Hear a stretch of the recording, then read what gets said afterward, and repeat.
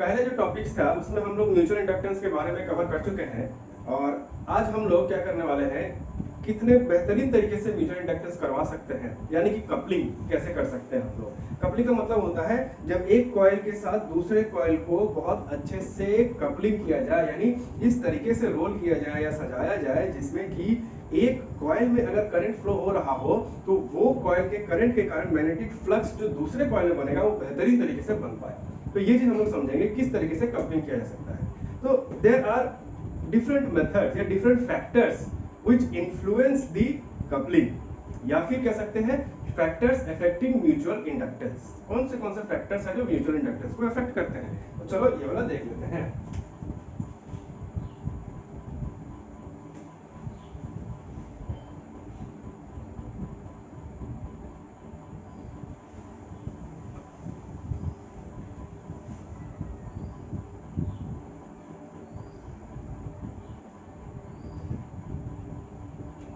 Factors affecting mutual induction.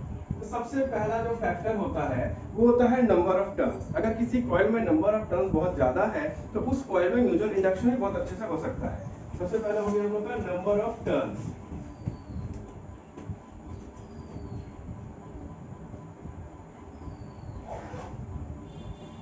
दूसरा हो जाएगा डिस्टेंस बिटवीन दी कॉइल्स। अगर एक कॉइल दूर है दूसरे कॉइल से तो जिंदगी में भी उसमें कहीं भी कोई कोएफिशिएंट या कोई म्यूचुअल इंडक्टेंस हो ही नहीं सकता, वो काफी करीब रखना पड़ सकता है। तो ये जाएगा दूसरा distance between the coil, distance between the coils.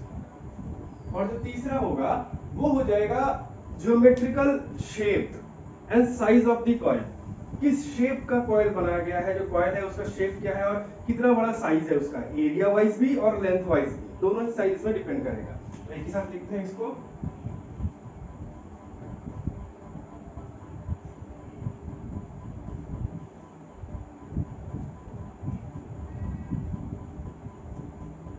Geometrical shape and size of coil. और जो चौथा वाला है वो होता है orientations between the two coils. Orientation,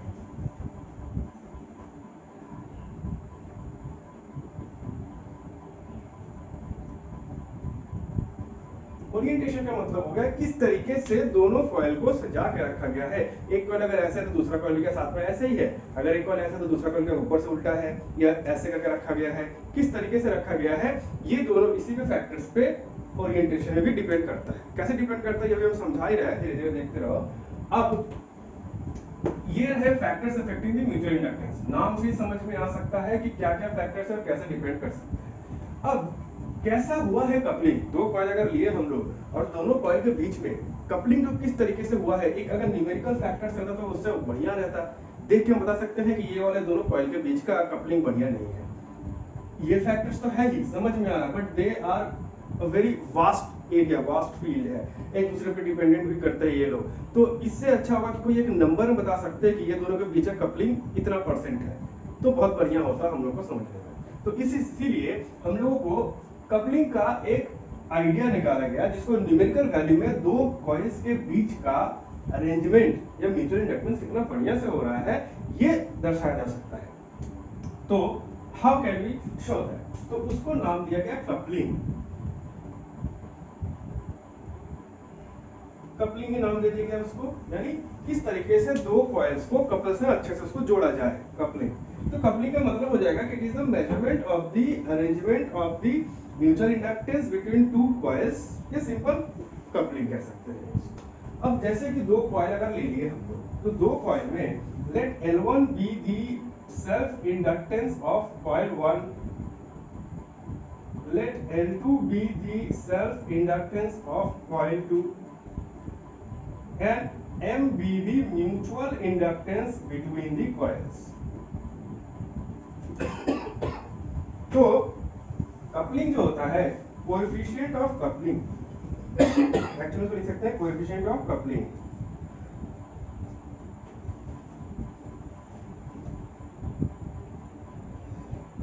तो कोएफिशिएंट ऑफ कपलिंग K का नाम देते हैं, हर एक कोएफिशिएंट को K ही बोल देते हैं हम लोग, is equal to mutual inductance by root over of multiplication of self inductance.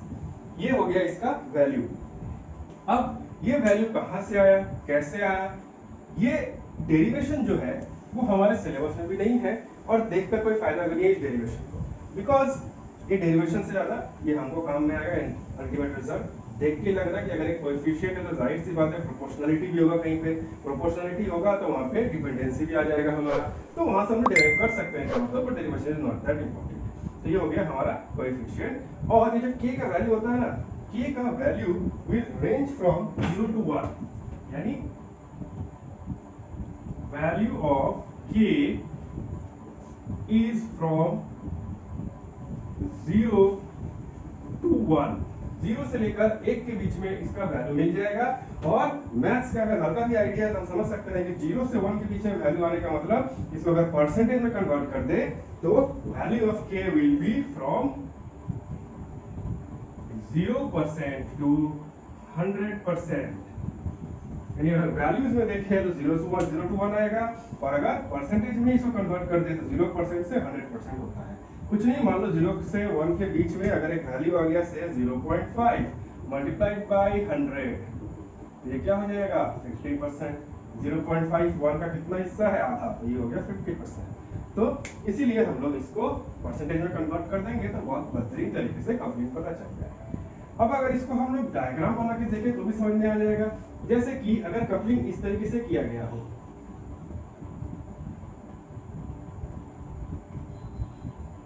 मान लो ये हो गया,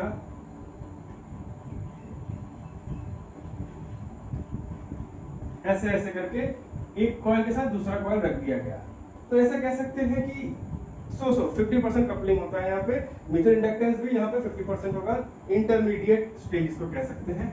मिनिमम कब होगा यहाँ पे, मिनिमम तभी होगा जब मान लो एक कॉइल ऐसे रख दिया गया, ओरिएंटेशन के बेसिस पे हम तुमको बता रहे हैं, एक कॉइल ऐसे रख दिया गया और दूसरा कॉइल को अगर ऐसे रख दें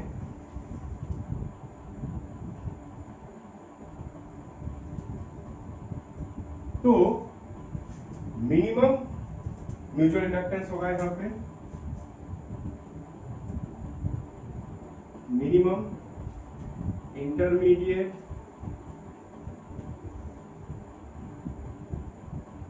और मैक्सिमम अगर करना है तो हम लोगों को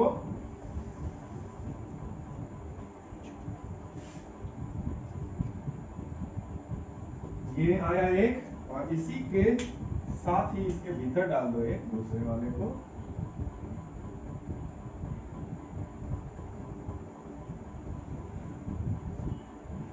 ये हो गया, यहां पे हो जाएगा मैक्सिमम।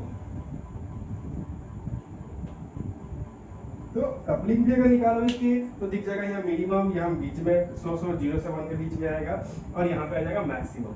अब ये मिनिमम क्यों है, जरा इसको समझो अच्छे से। इतने सारे कॉइल्स के बदले सिर्फ एक ही कॉइल ले लेते हैं, एक ही राउंड, तो इधर हो गया एक राउंड और इसके लिए हो गया एक राउंड। तो जनरली म्यूचुअल इंडक्टेंस क्यों होता है, because there is a change in magnetic flux. अब यहाँ से जो मैग्नेटिक फील्ड बनेगा वो मैग्नेटिक फील्ड किस डायरेक्शन में बनेगा, ऐसे करके बनेगा, मैग्नेटिक फील्ड ऐसे करके बनेगा यहाँ पे। अब ये मैग्नेटिक डायरेक्शन ऐसे करके है, तो इमेजिन करो जो मैग्नेट का जो लाइन है, फील्ड लाइन जो यहाँ से गुजर रहा है, मैग्नेटिक फील्ड